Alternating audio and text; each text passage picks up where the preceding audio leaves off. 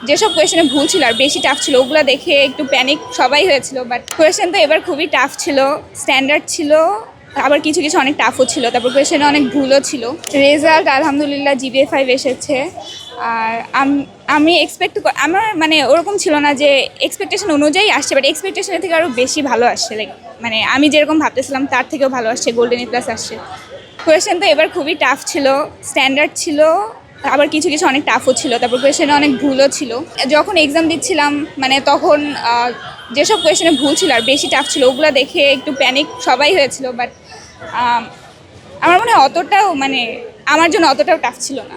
সবাই অনেক বেশি মানে খুশি হয়েছিল, ইমোশনাল হয়ে গিয়েছিল। পরবর্তীতে এখন তো কলেজে পড়ছি, এরপর আমার মেডিকেলে কিছুটা ইন্টারেস্ট আছে। সামনের দিনগুলো হোপফুলি ভালো হবে। এবার এইচএসসিতে যেরকম হয়েছে আই হোপ এরকম আর সামনে হবে না আমাদের সময়।